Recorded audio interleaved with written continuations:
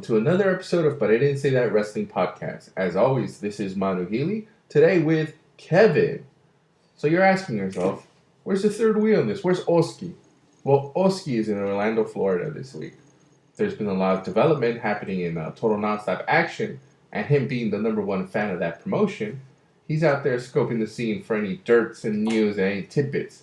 We'll have his reporting later this week. But it being WrestleMania and us getting ready for WrestleMania, we decided to do something fun. We've been subscribers to the WWE Network since day one. We've been subscribers. I've been a subscriber to the WWE Network since day one. And with that, you get tons of back vault, old school wrestling footage that I don't think Kevin has seen. I would say, like 80% of it?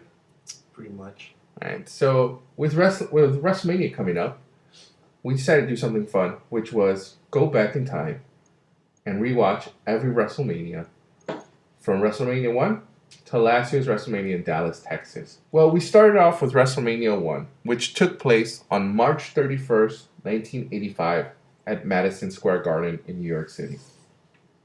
So the big storyline for this WrestleMania that was built around was Mr. T and Hulk Hogan versus Roddy Piper and Paul Orndorff. That was the main event.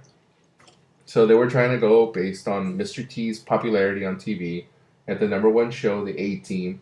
He had come a couple years before with Rocky 3, Hogan coming out as Thunder Lips in Rocky 3. So that's where the... You knew that, right? No. You didn't know that? I know he came out in Rocky 3, I just didn't know his name. Yeah, his name was Thunder Lips. So, with that connection, they made this tag team. And of course, the hot heel at the time was Roddy Piper.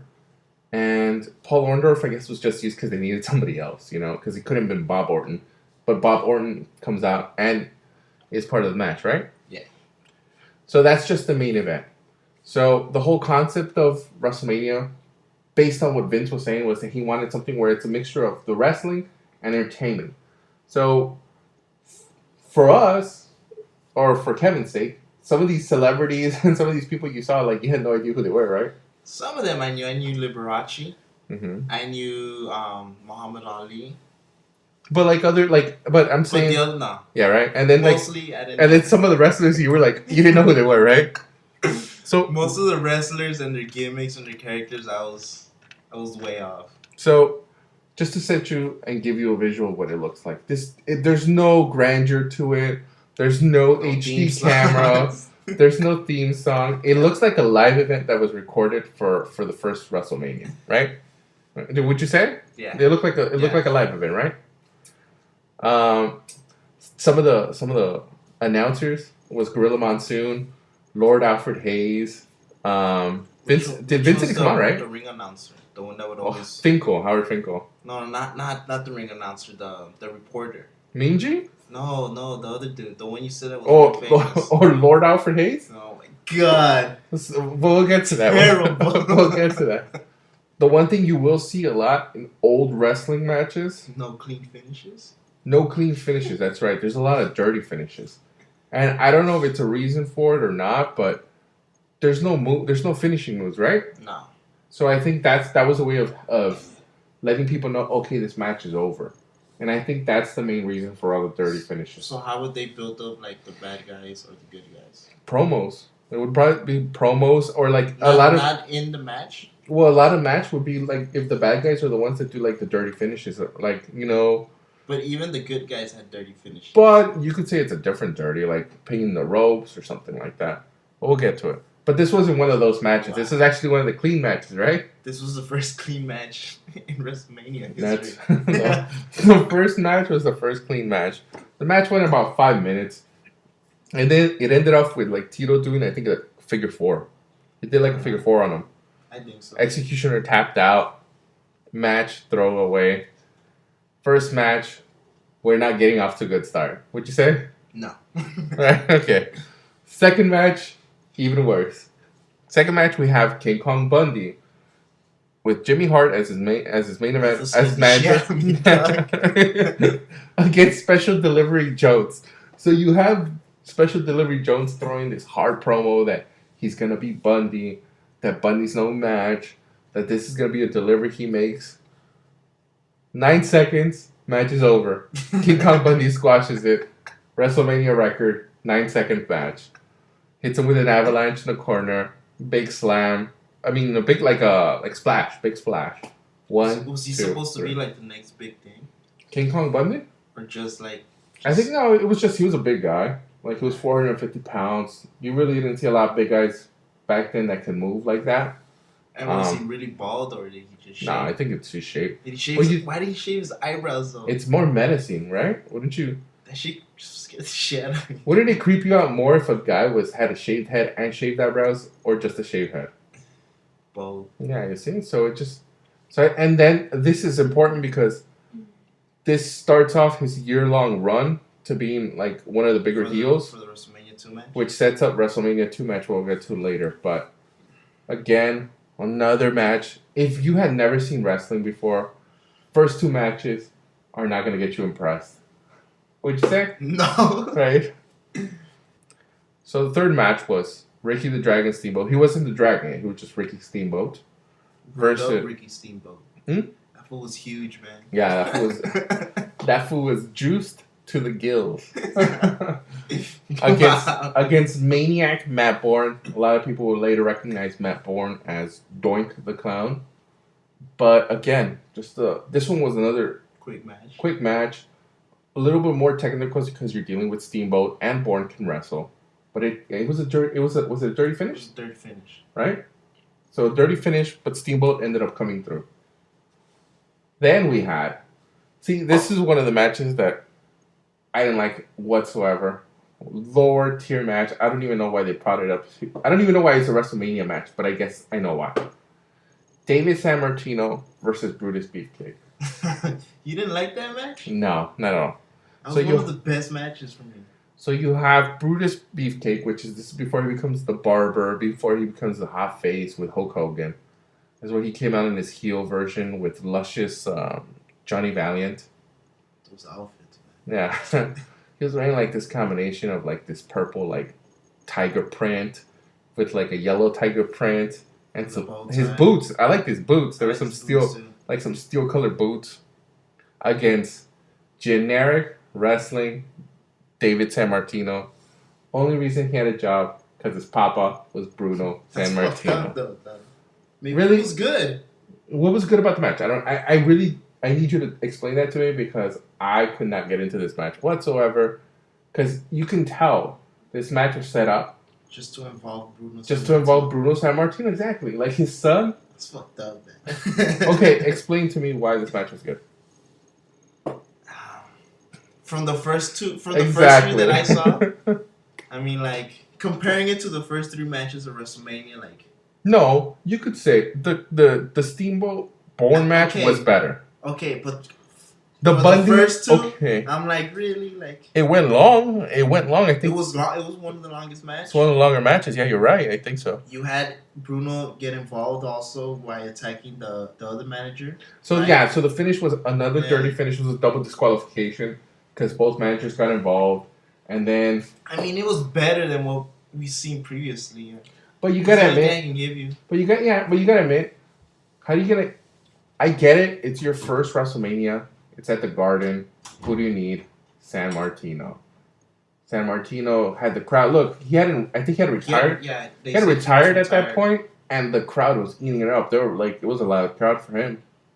Wow. So did his son wrestle at any other promotion, or he did? Did he just train and get signed by him? No, I think part of it was. Well, Vince.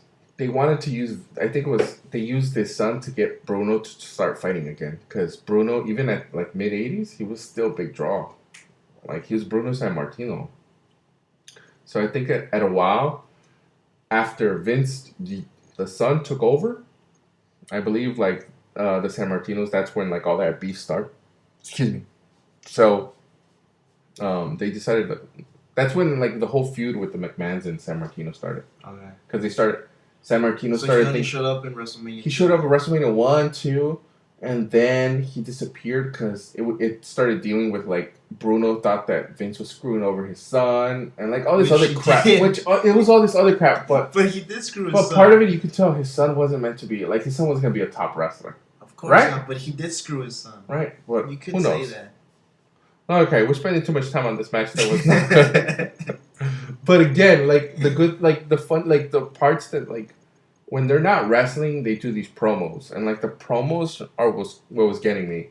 Because you have, like, Lord Alfred Hayes trying to shoot a promo. And then they just and the wrestlers are crossing up to the front, through the back. He doesn't know what he's saying. Dude. Like, it's funny. Like, there was times where, I think it was in this one, where you see them walking right behind him and they look like they Jimmy Fallon the camera.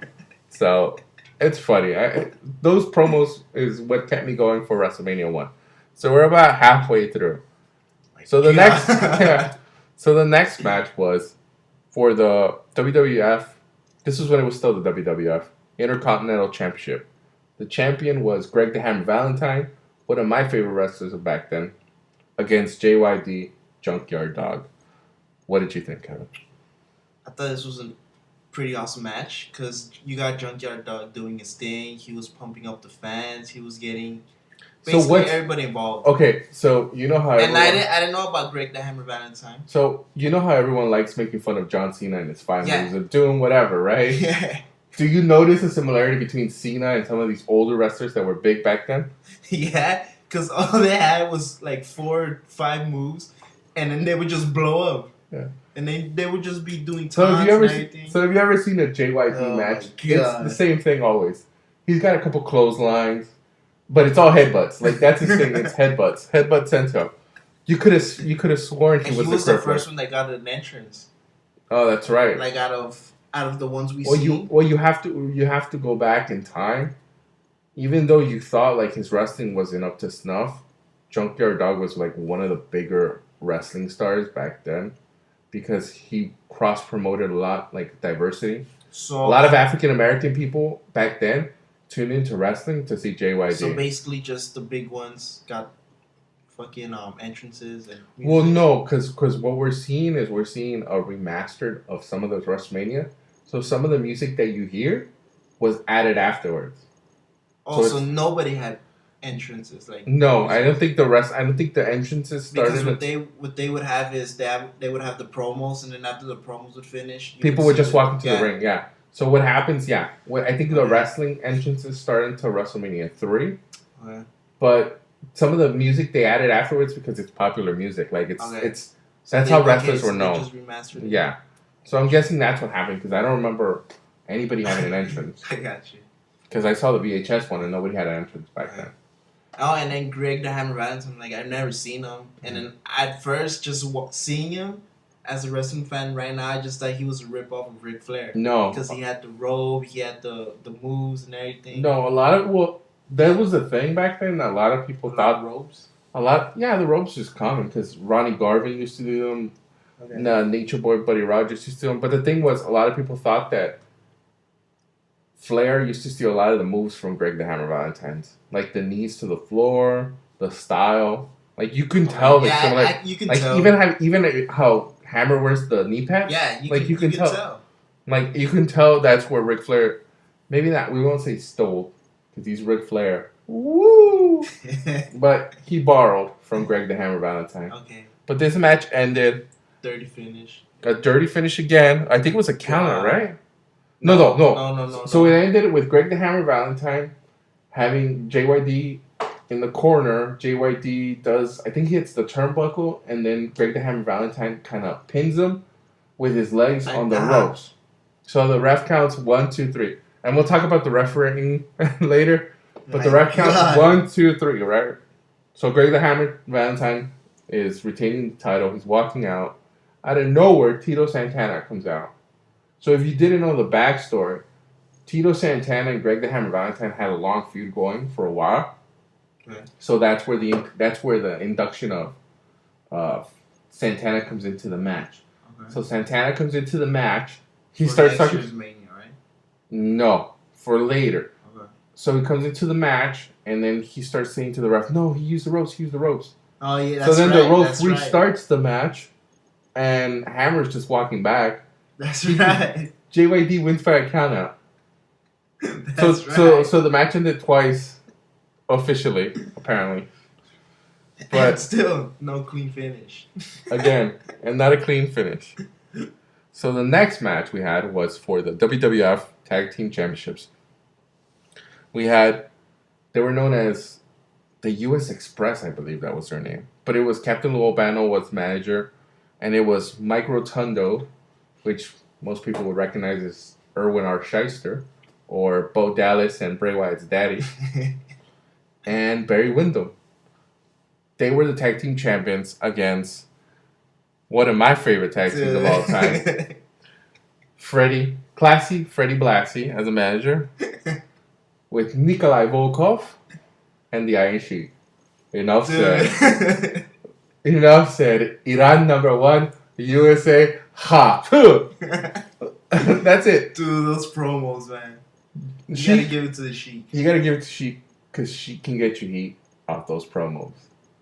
Listen, Jimmy! Just hearing that, enough had you already hooked into the match. So again, you could understand. These are too young. These were like Rotundo and Windham, super young. These guys were like... Was Sheik already like a top billing at this point? Yeah. Sheik had lost the title to Hulk Hogan a year before. Where? In, I think in Madison Square Garden. The Sheik had Hogan go over. Hogan went over on the Sheik, and that's how Hogan blew up. So the Sheik put him over? The Sheik put him over, yeah. The Sheik was the champion when Hogan won the first time. Okay. So that's what blew him up. So the Sheik was already he was one of the top guys. So they didn't have anything for him to do, so they paired him up with Nikolai Volkov, and they started running this tag team, which actually went for a couple of years. But the match goes, you know how Sheik works. Sheik's kind of stiff. But you know what? In this match, it shows because Sheik was the one taking a lot of punishment. Dude, Sheik took a lot of punishment. He was carrying the match. Yeah. Sheik Volkov, it starts getting toward the end. The fans also. Yeah. Regular Sheik match. You know how Sheiky Baby does it? Fucking bullshit! You know he does. So the match ends. How does it end, Kevin? Dirty finish, right? Yeah. Do you remember how? I don't remember. So I don't know who they have, but one of the bad guys, one of Volkov. Doesn't he throw like something? No, she gets Freddie Blassie's cane. Yeah, doesn't he and throw he it? He freaking hits, I think, Windham. He hits Windham in the head with it, and it breaks into pieces, and then Volkov pins him. 1, 2, 3. New tag team champions, Volkov and Sheik. Now, we must take our time, because Volkov has requested to sing the Russian national anthem.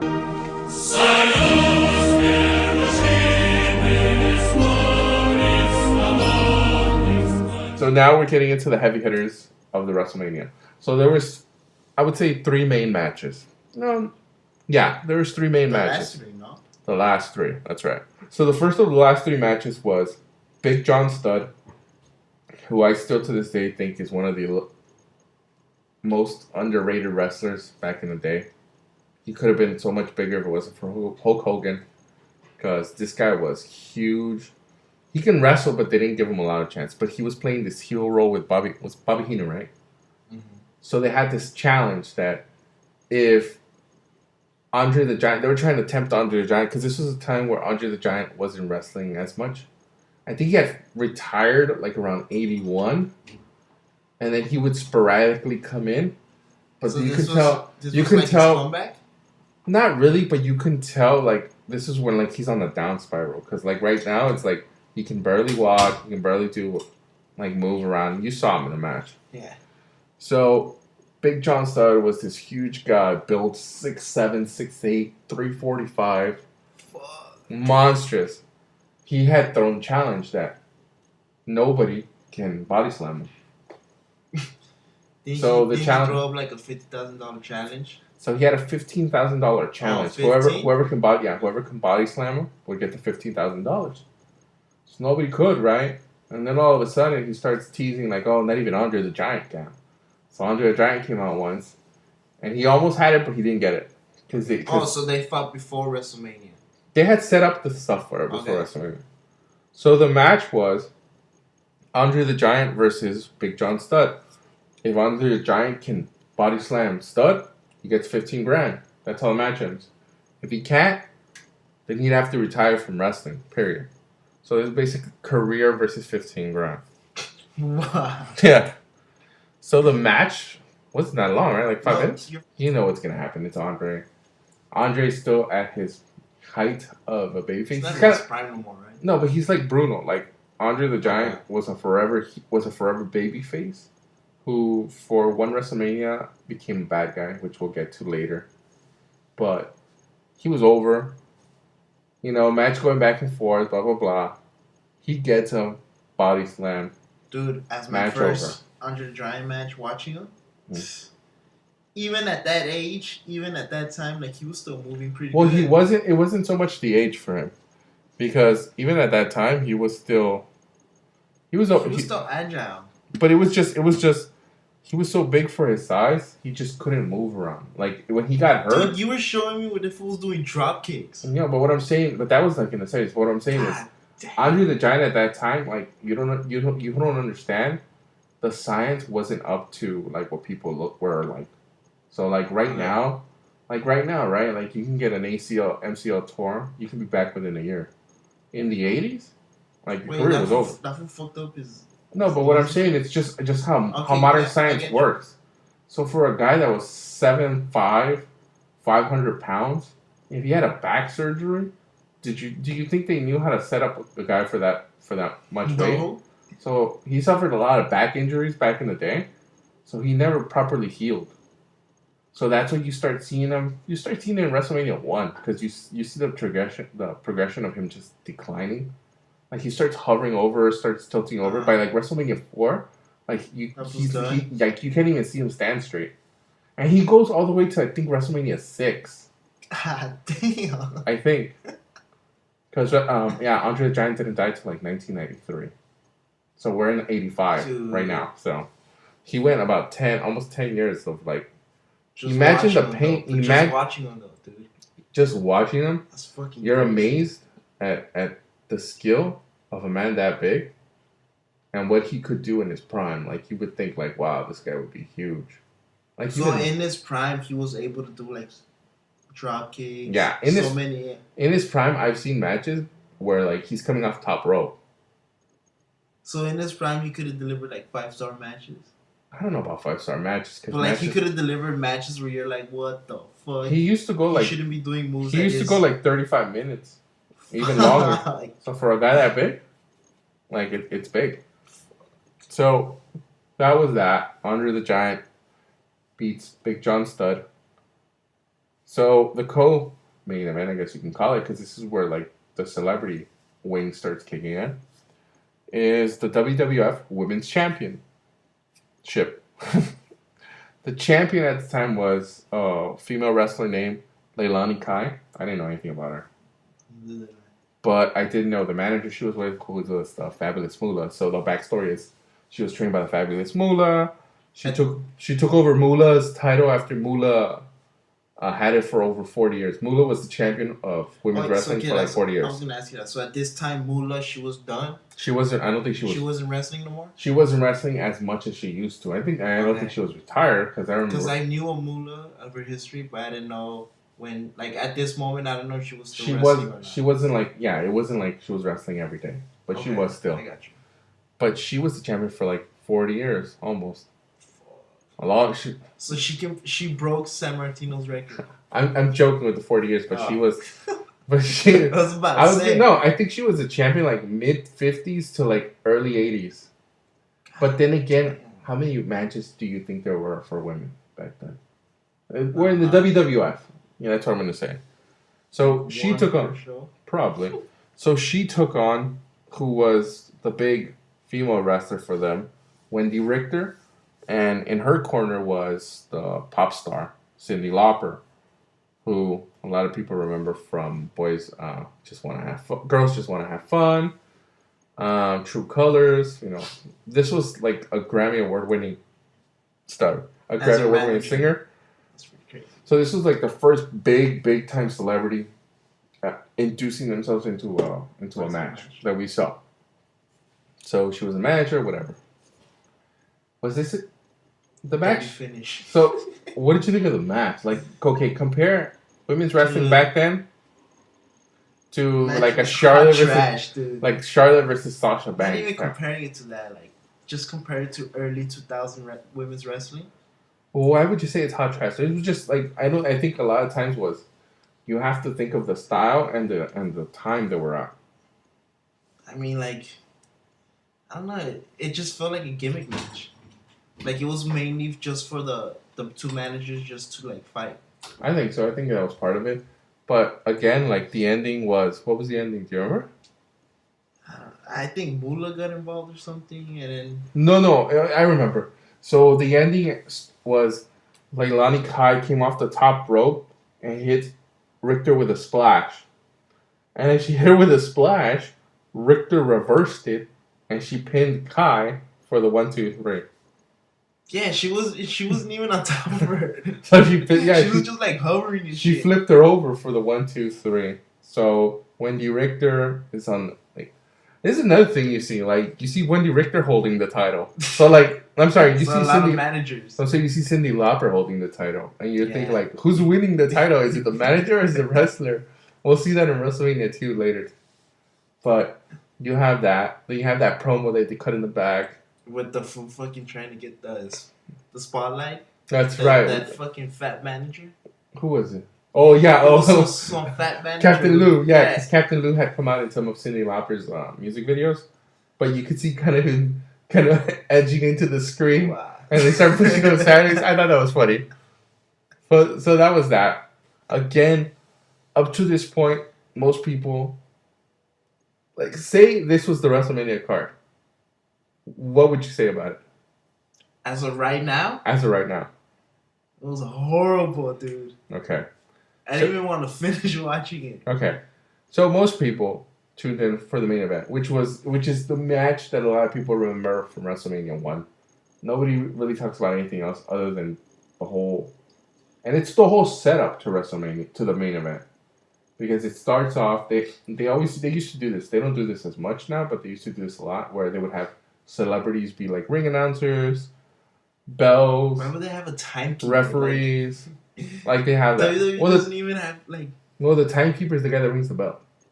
The guy goes. No, ding, but ding. he had like one of those timekeepers where you flip and it's just. I'll tell you because who it was. Oh my God. So Finkel announces the celebrity guest ring announcer, and the celebrity guest ring announcer is old Hall of Fame manager for the New York Yankees, Billy Martin. So you didn't know who Billy Martin was, right? So, I just knew the referee and the timekeeper. So to those people that didn't know, Billy Martin was one of these was the managers for the Yankees during the 70s, and he was the one that would always get fired by Steinbrenner and be brought back, and every time he brought back, he won the title for him. Wow. So like he kept this is the thing that kept going over and over. So did he get fired? Like, because Steinbrenner was... Back then, Steinbrenner was crazy. Like, he would fire you for the stupidest things. Wow. So he was... So, they're in New York. Billy Martin, guest ring announcer. Then they announce guest timekeeper. Somebody you know, Liberace. Liberace comes out with 4 of the Rockettes and starts doing the leg thing. Liberace, that's all I can say. Right? Then they announce the guest referee. So this was the one we guest referee was Muhammad Ali. With Pat Patterson. Did you pick that up? Pat Patterson was the actual referee of the match. Not the way the match went? No, but whatever. We'll get to that afterwards. Wow. Was there any other celebrity back then for that? No, that was it, right? So then they announced the... Unless they had judges. No, I don't think so. No, that was the second one. So then they announced participants, Orndorff, Piper, and then T and Hogan. They had the whole promo in the back. T's talking all this trash. Again, Mr. T, you know how he is. So the match goes on. From the beginning, you can tell they're not going to job to T. Piper and Orndorff are doing whatever they can, but they're not selling to T. But then again, T is not really selling to them. Because there was a couple times. This whole match was fucking stiff as fuck. But if it wasn't for Hulk Hogan and his charisma, oh my god. So this is the first time you'll hear if it wasn't for Hulk Hogan and his charisma, because we'll hear this another couple times. Dude, man. So what was it about the match that you didn't like? Everything. It wasn't even a match. They were just fucking touching each other and they weren't even selling it. So the whole point of this match was... God. And you're forgetting... It was just scramble. It was 3 against 3, actually. It was Jimmy Snuka on those who side. No, but Jimmy Snuka was like a cornerman. Like Bob Orton. They got involved. Like, the best thing for me out of this match was watching Muhammad Ali fucking knocking people out for not fucking separating. That's right, because there was times where Muhammad Ali was like within inches of hitting people with actual right crosses. He actually hit fucking Roddy. I think he hit Piper on one. And then, like, every time, like, he would see scuffles in the ring, like, he would want to get in. Yeah, so the whole setup... the whole setup was... I guess Ali was supposed to manage the refereeing outside, which was, like, people got outside, bring them back. But anytime there was a scuffle inside the ring, Ali would always slide his ass back into the ring and try to break that up. And, like, again, like you were saying, Pat Patterson was coming out and pushing them back out. So the ending, what did you think of the ending? Hot trash. So the ending was, did Hulk Hogan Hulk up this one in this one? I don't know. I don't think so, right? So I just know I think he was the one that pinned him, right? No. So what happened was, Hogan is held up by Orndorff in a full Nelson. Orton goes to the top rope and is gonna hit Hogan over the head with the cast. So if anybody remembers back, Bob Orton, he used to carry this cast and he carried it for years, and he always used to play like, "Oh, my hand's broken," but it would be like a heel move he would use, you know, just like Roman Reigns' jacket. Yeah, exactly, like Roman Reigns' jacket. So he goes up to the top rope, he flies off the top rope, and instead of hitting Hogan, he hits Orndorff, and I think T. Oh, that's when Snooki got involved, right? And pushed him over. Yeah, he pushes Orton out, and I think T's the one that pins him. Okay, I thought it was Hogan, but so the whole point is Hogan and T win. Then again, Bob Orton, Piper, Orndorff start fighting. Blah blah blah. They break him up. They walk out. Hogan's left in the ring with Mr. T. End of WrestleMania 1. So, your overall impression of the first WrestleMania, if this was the first time you've seen wrestling? So, if it was my first time seeing wrestling, and it was that main event, I would be satisfied because I got to see an actor, I got to see the number one wrestler, and I got to see two good heels, right? And then throughout the whole card, you got to see celebrities. You got to see, for what it was back then, you got to see wrestling. And if I was a fan at that moment, I would enjoy WrestleMania 1 and I would tune in again. Because I would be thinking that it was a lot of fun. And I would only think that it would only get better from there. But as of right now, that shit was garbage, dog. So as an actual wrestling fan of seeing wrestling right now, you that wouldn't be something... I would not mark out for that. Okay. So, just to give you some quick tidbits, and then we'll kick into WrestleMania 2. Because it's really important, because that's the reason why we have a WrestleMania 2. So, the attendance for that WrestleMania, what would you estimate in the Madison Square Garden? You saw it. Did it look like it was fully packed? No. So, what would you say? I would say like 8,000, 9,000. So, the attendance for WrestleMania 1 was 19,121. 19,000? They packed. They sold out Madison Square Garden. I don't think it was a full sellout because it's basically right because this is like 20,000. Yeah.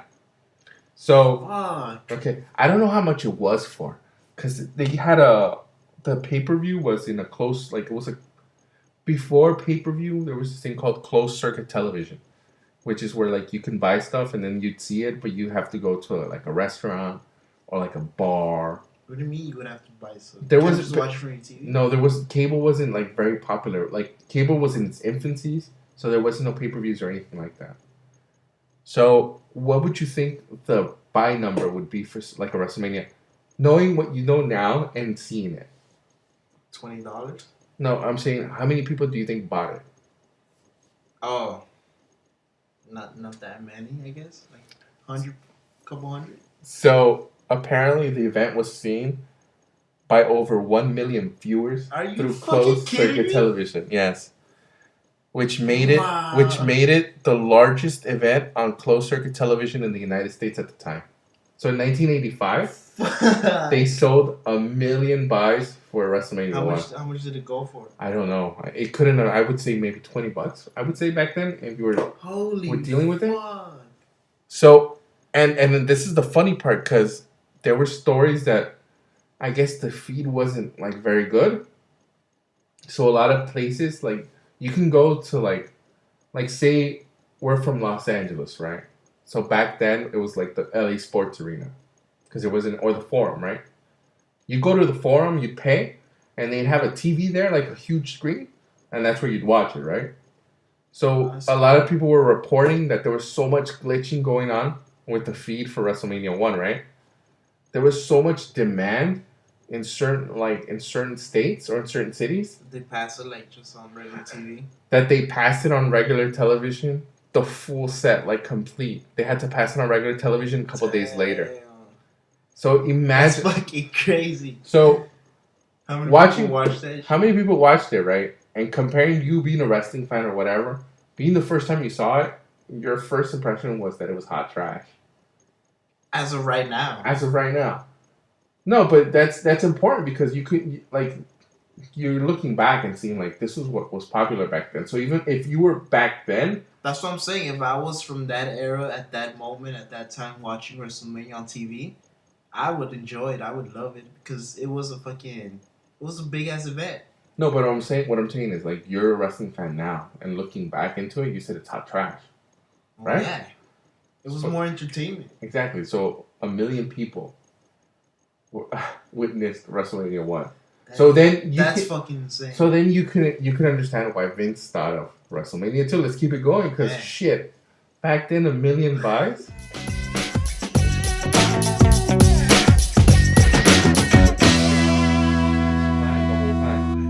So 1 million buys, WrestleMania 1, big success. He starts thinking about WrestleMania 2.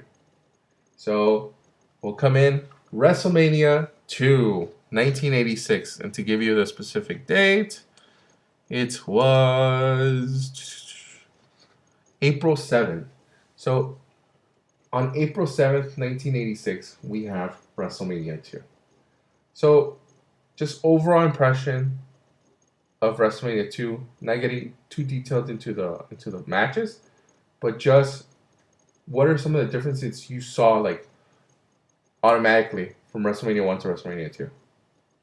The length in matches. Mm-hmm. They had more celebrities, right? They had different kinds of matches, like generic matches, like steel cages. They use other things. I don't know, like, I thought it's. You didn't see. What about production wise? Did you see something? Oh yeah, production wise, because they had it in 3 different venues. So yeah, but what I'm saying is, like, it started to change its look from a live event to a more stage and a grand event. Like, for me, what I saw the difference is the lighting. Like now, like in WrestleMania 1, you had that lighting that kind of looks like it's like, you know.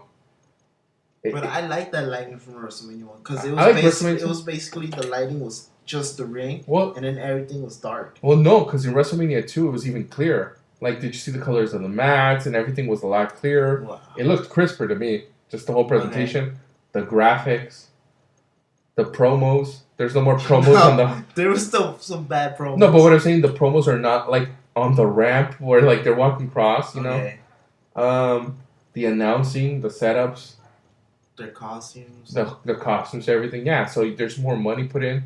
So I'm guessing that's where Vince started taking more of the technical side. But the important thing about WrestleMania 2 was that it wasn't held on one specific venue. WrestleMania 1, Madison Square Garden.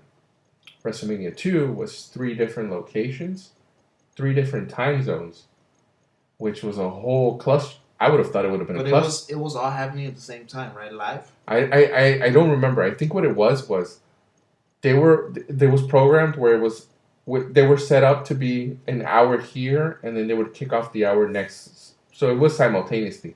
No, that's what I'm saying. Like, those 3 venues didn't have like 3 specific days to them. No, it was all the same day. Was the same day. The same day okay. At different times. So that's what I'm saying. Like, the people who would pay for New York to watch it in Madison Square Garden, they would get to watch the other 2 on the screen, or what? No, because if I remember correctly, which I'll go back to it, but I think it was each location had its own card. Okay. So what they did was they played the whole cards, and whoever had the best match, okay, we'll take some of that, we'll take some of this, we'll take some of that. Oh, and then combine it and put it for pay-per-view. Yeah. Because back then, a lot of, like, you would see now, like, people on Sundays, right? Pay-per-views are Sundays. Back then, it wasn't that way. I think the first WrestleMania was, like, on a Tuesday or Wednesday. WrestleMania 2 was actually held on a Monday. The fuck? Yeah, So let's get to the cards. So it was 3 events. The first one was in Long Island at the Nassau Veterans Coliseum. Oh, wasn't it in Madison Square Garden? It wasn't Madison Square Garden, no. It was at the Nassau Veterans Memorial Coliseum. The second venue was Chicago, Illinois at the Rosemont Horizon. And the third venue, which was where the main event was going to be, was Los Angeles Sports Arena in LA. So each section had its own team of announcers. And it had its own, I would say, main event. Mm-hmm. So the main event in New York was a boxing match. It was supposed to go 10 rounds, 3 minutes. Terrible. Roddy Piper versus Mr. T. So this feud continued. Did they pay Mr. T? Yeah. So this feud continued on because apparently there was a real animosity and real hatred of Piper towards Mr. T. And it was mutual. So, like Bischoff says, controversy creates cash. They went another year. So they really hated each other? Yeah, they really hated Since WrestleMania 1? Or just like after? I think from WrestleMania 1, because a lot of the wrestlers took offense that Mr. T was the main event, and this guy acted like he was like a main star. When like he didn't do shit. Like, so he pulled the CM Punk? Yeah, basically. Exactly.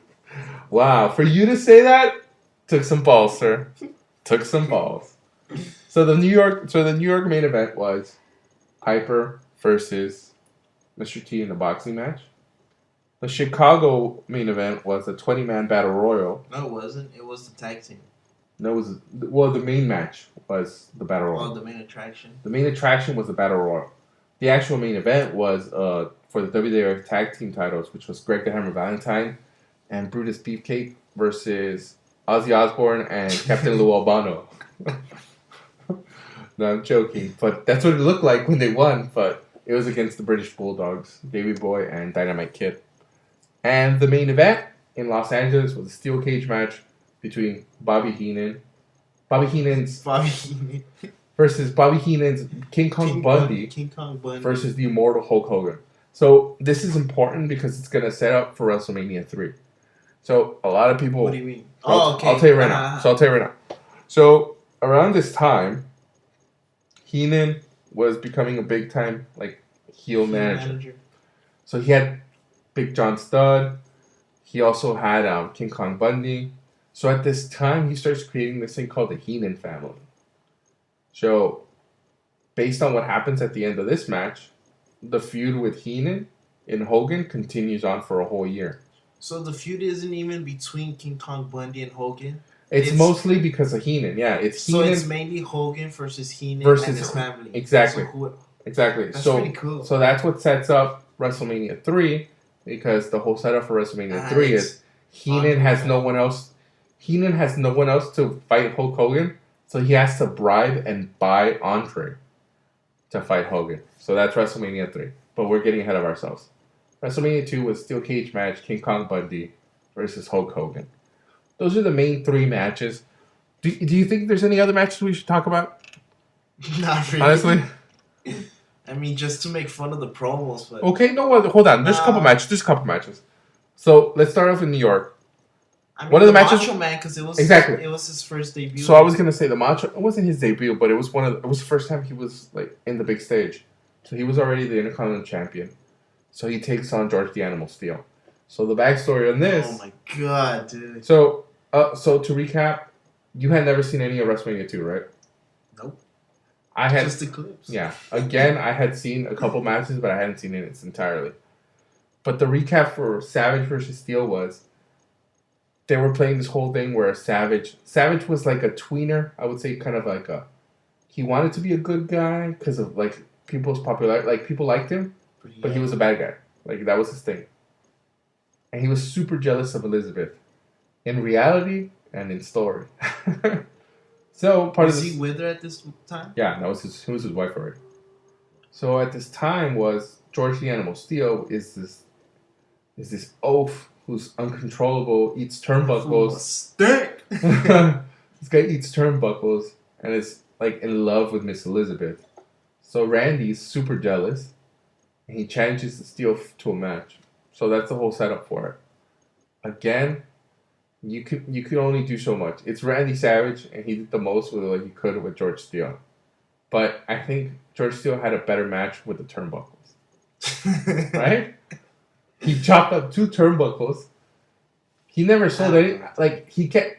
That's the thing I don't like about the old time wrestlers. Like, back then you have the young wrestlers. Well, to us now they're geezers, but the young wrestlers like Savage trying to wrestle, and the old guys working stiff because that's how they used to work back then. Like it was hard shots still back, locks. So it was just nothing but power moves.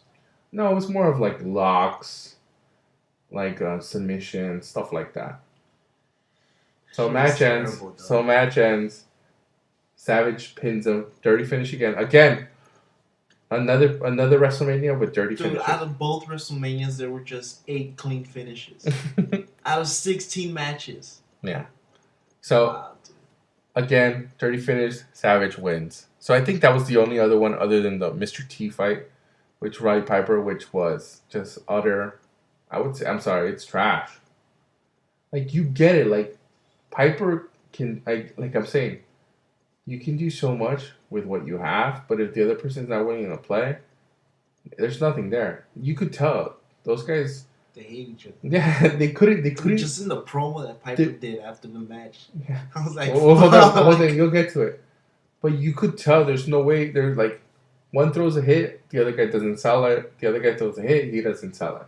So the match ends like around the 4th round, where Piper gets the ref, and he kind of like face smushes the ref to the floor. He body slams Mr. T. He starts kicking Mr. T. A brawl ensues. Ref calls the match for Mr. T.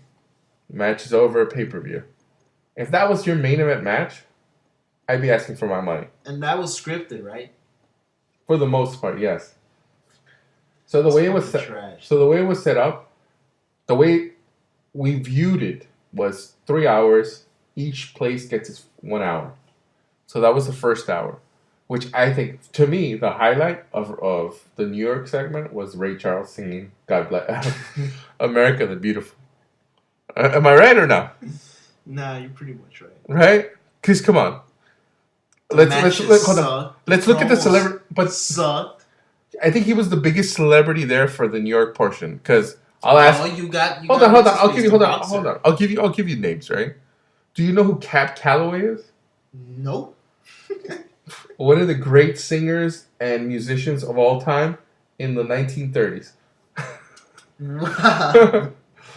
Him and Al Jolson, killer. You don't know who Al Jolson is, but we'll get to it. Go on. Daryl Dawkins. Chocolate Thunder, right? But you know him for what? Just basketball. Basketball, right? G. Gordon Liddy. Do you know who G. Gordon Liddy is? Fuck no. Exactly. Joan Rivers, but what did she do? I know Joan Rivers. She didn't do shit. Joe Wait, Frazier. she came out in She was the announcer. No, she came out in New York. Oh no, she announced the fucking New York, the main event. Yeah, Joe Frazier, of course we know. Lou Duva was the old man. I forgot to say. So each announcer had like a celebrity guest announcer. So the celebrity guest announcer who was announcing with Vince, who was the play-by-play for New York, was Susan St. James. Do you know who Susan St. James is? Nope. Exactly. I don't think anybody does. So overall, the New York part, sloppy. Was bad, right? It's hot trash. Would you say that was the worst one from all 3? From WrestleMania 2? Mm-hmm. Hell yeah. At least the other matches, the main event, at least they were entertaining. Okay, so let's get to it. So then they'll kick over to Chicago, who was Gorilla Monsoon Mean Gene Oldman. and Gene Mean. Oh, the fuck? His name is Gene Mean.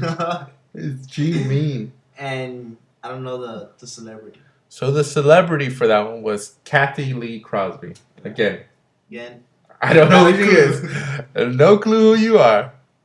So, memorable matches in Chicago. The Battle Royal and then the Battle Royal. Basically the end of the tag team match. So let's say the Battle Royal, right? Because I mean the women's match, my God. Wait, hold on. So the Battle Royal was set up to be some wrestlers, and they were able to get some of the NFL, six NFL players. 6 NFL players from different teams, but the whole setup was to have Chicago Bears. Chicago Bears had just won the Super Bowl. They were flying high. It's in Chicago. Let's get to Refrigerator Perry. So Refrigerator Perry was one of them. They had I think they had 2 more Chicago Bears. But some of the notable wrestlers, right? Let's take a look at. So King Tonga, who later became known as Haku. You could tell, this is a young Haku. Bret Hart, Jim the Animal Nightmare, Jim young, right? They had to have Sheiky Baby. Sheiky Baby was there. Bruno Sammartino. That was a weird one. That was a surprise one because I would have expected to have Bruno in New York and not in Chicago, but that threw me off. Hillbilly Jim. Remember Hillbilly Jim? Mm-hmm. Tony Atlas. But one of your favorites was Ted Arcides. Oh my God. So if anybody knows who Ted Arcides was, he was this power lifter who he was this guy that was just like roided out, right? And he thought he could come into wrestling and just like he was gonna dominate. He straight up sucked, right? But you can tell like that's like his whole thing was like he wasn't gonna sell nothing because even in the battle world, like there's so much ways you can sell even if you lose. Dude, nobody was selling, dog. Everybody was fucking stiff. Yeah. Okay. So main things with the battle royal was the NFL players going up against old time geezers. Yeah. So some of the more memorable parts was Big John Studd eliminating Refrigerator Perry. Dude, Perry was good in the battle royal. Perry's trying to shake Studd's hand. He shakes Studd's hand and he brings him down. So that eliminates Big John Studd. But the last 3 were the Hart Foundation versus Andre the Giant. I didn't expect Bret Hart to be basically the last 3. Well, it's just it's what they weren't gonna set up Andre the Giant versus NFLers. Like that's that was gonna be. But I mean like a young Bret Hart, like but who else? Even an old time like a Bruno or something like that. No, because look at how the ending was. Someone had to dive from Andre onto the floor. I guess because they were the youngest. Right? They were the youngest one, yeah. But look at the difference with Andre in WrestleMania 1 and WrestleMania 2. And WrestleMania 2, and you could already start telling the decline, like it's already declining. His body though. Like all he did, if you notice, all he did was just stay in the corners. Like he was just in the corners and then get his arms wrapped in the stupid ropes. Well, that's one of Andre's 5 moves of dooms. You didn't know that? No. Andre the Giant always requested to be tied up in the ropes and get beat up, because then it makes him look bigger when he gets off the ropes and he starts kicking people's ass. Yeah, no, it's a true story. Wow. That was part of his thing where he always liked being tied up to the ropes. But that was for Chicago, right? And then the Bulldog. Oh, that's right, the Bulldog. Which you had never seen Bulldogs before, right? I've seen British Bulldog, but not the Dynamite Kid. You had never seen the Dynamite Kid. So the Dynamite Kid is the manager. Yeah, you've seen Lou Albano. So I mean, the guy that came out with Cyndi Lauper, the guy that tried to sneak in. That was who he was. God. Mm-hmm. So Hammer and Beefcake come out with Luscious Johnny Valiant. Dude, those fucking. And the Bulldogs come out with. The Bulldog comes out with Albano and fucking Ozzy Osbourne. The tag team champions. The tag team champions, that's right. So this match ends basically. Bulldog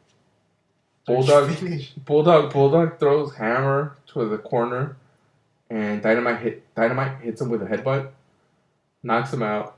Ref 1, 2. I don't know if you could tell. I did tell. You could tell with But Beefcake. he hurried up because fucking Beefcake was running in. Beefcake was running in, and you could tell the ref just quickly taps the 2 and the 3. 1, 2, 3. World champs. He gives the belts to Albano and freaking Osborne. So these guys are holding up the belts while freaking Bulldogs are freaking selling outside that they got their asses kicked. I just thought that was a funny part. And then fucking Gene Mean over here is fucking interviewing Osborne and fucking Albano. Was that a thing like in the old, in like the beginning of WrestleMania where the managers would like hold the belt and like they wouldn't even give credit to the champion? No. That was just... Because that happened twice in a row. No, that was where the referee gives the belt to the fucking manager. Well, because they're expecting the fucking managers to go over to their guys and give them the belts. But the fucking managers are celebrating their champion. Exactly. Well, you got to think of it. A lot of these old managers, a lot of the managers you saw were old wrestlers. So shit, if you were a wrestler, they gave you a belt, would you want to give it away? Fuck no. Exactly. So there you go. So you're a true old school manager. So that was the end of that. That was Chicago. Right, so then it brought us to Los Angeles at the sports arena. So that one had a lot. That one had more. I think that one had the best celebrities. You had Jesse the Body Ventura. You had Lord Alfred Hayes, and the guest. That was my fucking favorite. And the guest announcer was Elvira, Queen of the Dam. Is she Queen of the Dam or is she Queen of the Dark? No clue. Okay, well, Elvira. Everyone knows who Elvira is.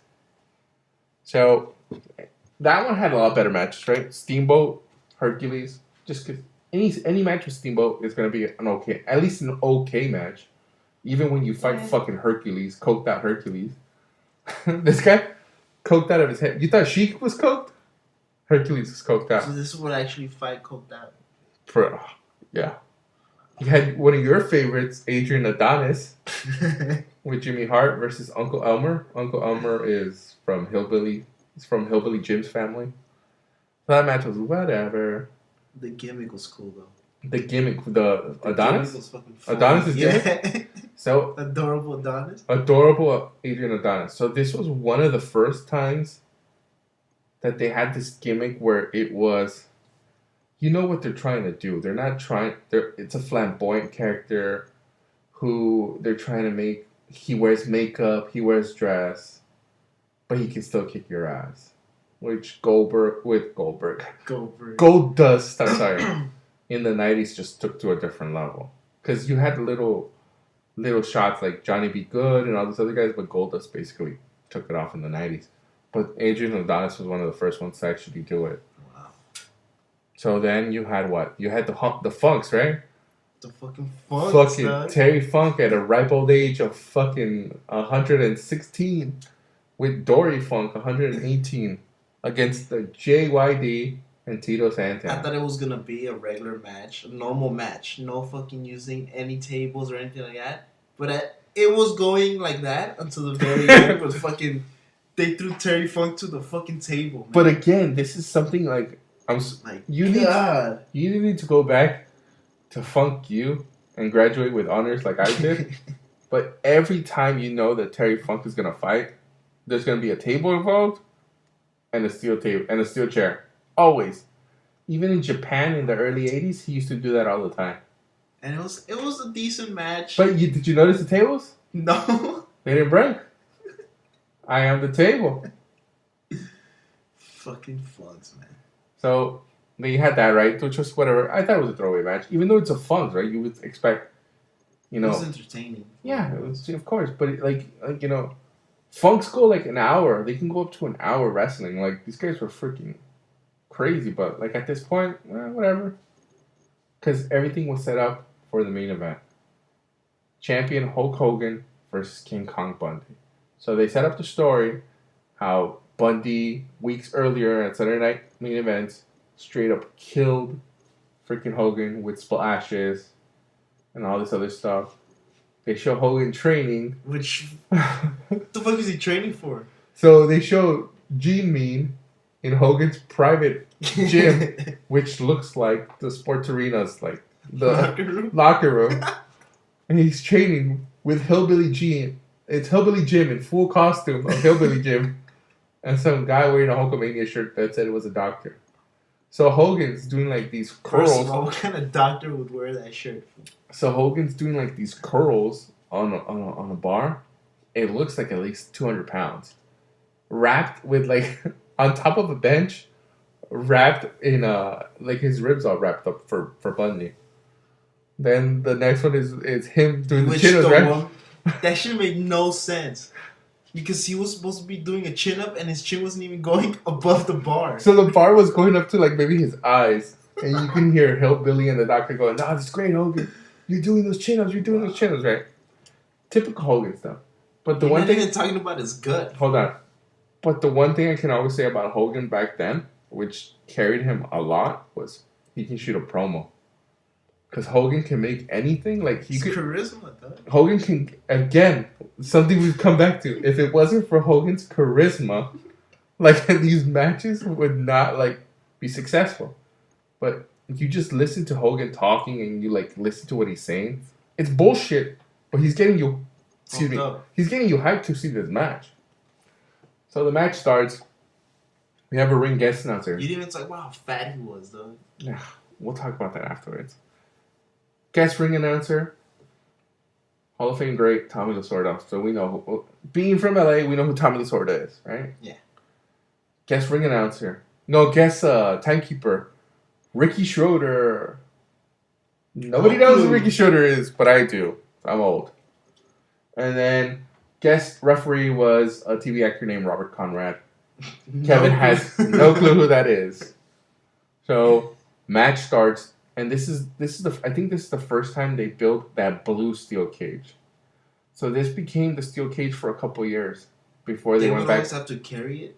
Yeah, before they went into that like that cage type cage they have now.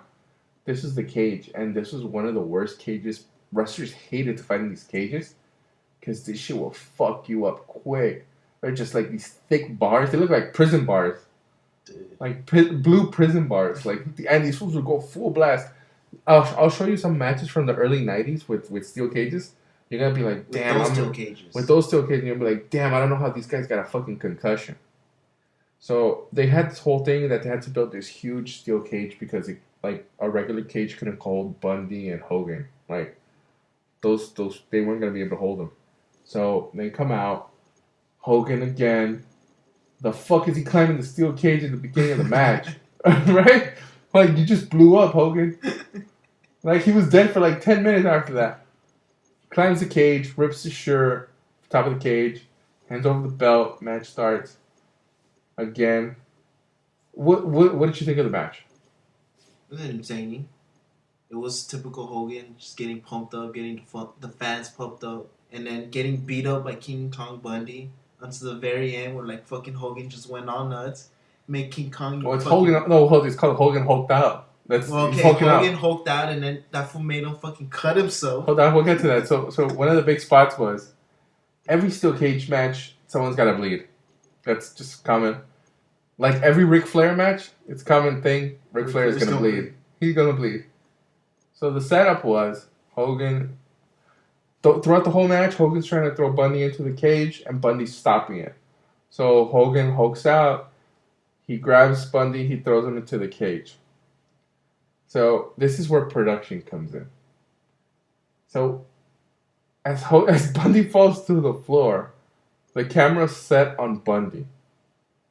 And you can see how Bundy's trying to remove the tape from his wrist to get the piece of blade to slice himself. Bobby the Heenan even tries to cover his hand, and you can tell as Bundy is slicing himself. Hogan picks him up. He's bleeding, of course. And then you look in the mat, and there's a piece of tape where you know that's where the if you see blade is. Yeah, if you've seen, if you know how wrestling works, you know that's how they call it blading, right? Or getting colored. That's how they do it. So you see the piece of tape on the floor already. You're like, okay, the spot where your head was, that's exactly where the damn tape was. But like, they didn't have another angle to shoot. Like, there wasn't a thing where you can show Hogan like getting all crazy, getting the crowd crazy. Like, that right there, you're like, okay, But I guess you'll learn, because, again, WrestleMania 2, we're learning as it goes on, right? So, Hogan, leg drop. He goes over the rope. He goes over, right? Well, they said the only way to win the match is you have to go over the steel cage. No, yeah, because back then, steel cages, you had to go over, or you had to go through the door. So he went over. So, yeah. No, but I'm saying he didn't go through the door, right? No, it looked... King Kong Bundy was going through the door, but Hogan stopped him. But that fool went over the steel cage. So that fool went over the steel cage. So then it ends off Hogan, whatever, blah, blah, blah. And it just cuts off automatically. So that was WrestleMania 2. So what did you think overall WrestleMania 2 if you're comparing it to WrestleMania 1? Just comparing the first two WrestleMania 2 was way better. Like you said, only the production alone was way better than WrestleMania 1. Just the last main event in Los Angeles was way better than all the matches in WrestleMania 1. I mean, all the celebrities they got, I mean, all the venues that they were in was pretty cool. Just to see them be in 3 different venues at the same time, and then having the whole pay-per-view go on hour by hour by hour. And then, like, after WrestleMania 2, like, I can see why now, like, every time Hulk Hogan was in a match, or Hulk Hogan would be like in a Raw or a WrestleMania or a SmackDown, like, now I know why people are, like, all getting, like, hyped up. Because just by the first 2 WrestleManias, like, you can tell. Well, this is where the popularity of Hulk Hogan and his Hulkamania is. This is how it started. Like, this is how it started. Yeah, you can totally tell, man. You can tell he's over, right? Yeah, fuck. Okay, so... And just by saying stupid shit. Yeah. But then we'll see, as it goes on, you'll start seeing even more stuff. But, again, this WrestleMania, as horrible as it was, whatever, right? I think right now, it's horrible. But as of right now, yeah, it was horrible. But if you were watching it at that moment, like... But it was way better, dude. Yeah. But it was announced that with combined all 3 events in all 3 different arenas, they had about 41,000 people combined in attendance. 3. Yeah. So you're saying what, like maybe like between 13,000 in each. The sports arena didn't hold any more than 14, possibly 15. I know Nassau is like about the same thing. Pretty much the big one was Chicago. No, it was about they were about 15,000 seat arenas. Okay. So you could see 13,000 size, whatever, right? Because this is not WrestleMania with the big entrances and the big rings, whatever, right? This is just, I think they just need room for the ring, whatever, right? But overall, if you compare 1 to 2, 1... Hot trash. Well, no, actually... I mean, 1 was I preferred 1 than 2. Are you serious? I did. Just as far as like the actual fighting in the matches, I preferred 1 over 2. Because 2 was too... 2, I thought what killed it was those 3... They're going in 3 different places. And it was too weird, like... You just said the first WrestleMania matches were garbage. Well, the second one was worse. The second one had worse. I'm saying, not the whole WrestleMania card. I'm saying just the Los Angeles card was way better than WrestleMania 1. I don't know. Because WrestleMania 1, oh my god. I'm so glad I don't have to watch it anymore. I think it's just an issue of I think 2, I can understand. Like, 2 is, or if people have seen WrestleMania, 2 is one of the worst ones they've ever seen. And I can understand why. Just for the venues? No, it's just people weren't entertained by the matches. The whole battle royal was having like the whole. The battle royal was so entertaining. I'm telling you what it was. A lot of people weren't entertained with it. Like they thought it was like, they preferred WrestleMania 1 over WrestleMania 2.